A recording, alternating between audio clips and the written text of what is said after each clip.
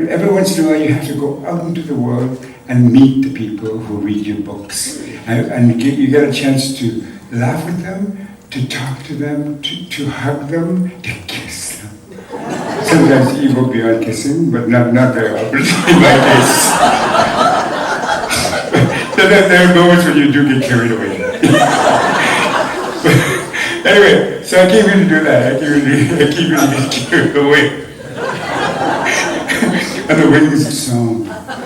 And just to thank you, how much we appreciate the fact that you're reading our books and how much you love them, and especially from my perspective, which is the native perspective, of course, as opposed to the white perspective, which is another perspective. Anyway, don't worry about it. I love white people. I know it doesn't look like it, but I do. Cree is my first language. It's the fastest language in the world, and the funniest language in the world, which is so silly. And the first English sentence I learned was "see, spot, run." I remember that. It was etched into my heart. I felt glad. And we didn't have Dick. We were Catholic. It was a Catholic school, so Dicks weren't allowed.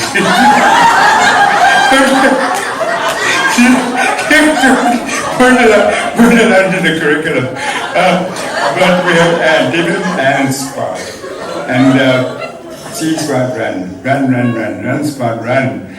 Woof, woof. When I get serious, I get sick. And I didn't bring a receptacle with me. So. I was conceived in the Northwest Territories and born in Manitoba. And I have pictures of the conception to prove it. For those of you who don't know what the conception looks like, boy, do you have a good time coming to you. We had two tents. That's where we lived. We always had to have two tents. And you know why? Because the situation sometimes became too tense. Okay, in my culture, the Cree language is so funny that the idea of a bad joke, a groaner, doesn't exist in our language. All jokes are funny, and the worse they are, the more you laugh. What do you call a bear with no teeth? This is for your grandkids. A gummy bear. And what people don't know a lot about Canada is that how big, how vast the country is. Many of you know that, okay?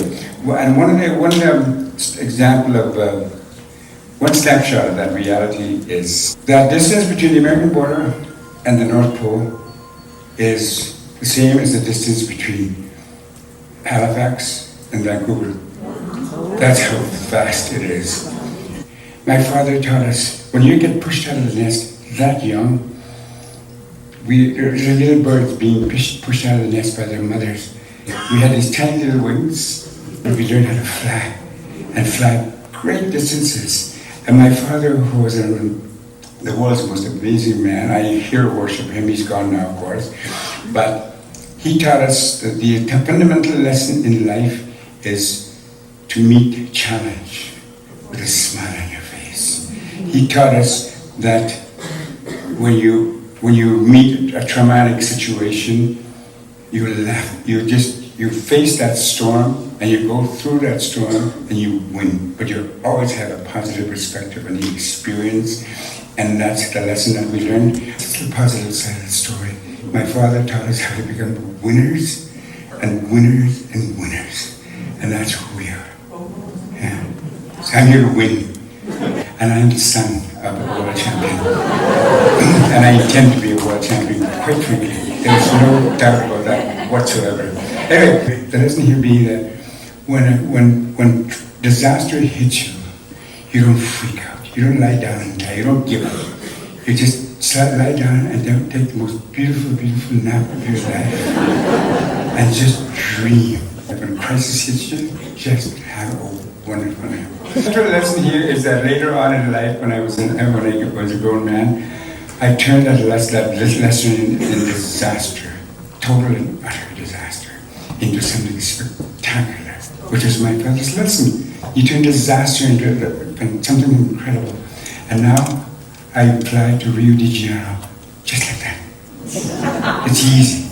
I just turn this disaster into this extraordinary experience every year, and I'm going there again in January. For those of you who want to come with me.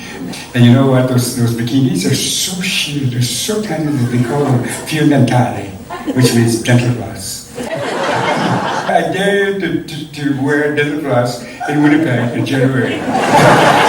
See what happens. The thing about wearing dental floss is if you've ever worn it, I dare you to. Try it out. Try it out, see what it feels like. The thing about it is that it's the itch. The itch, and it's really hard to sing. For instance, I've frequently had fantasies of being a Motown singer. I wanted in my teenagers, I wanted to be Diana Ross. When you were Diana Ross, when she moves like this. Like, well, when you do that, wearing dental floss. I've had enough. I'm tired.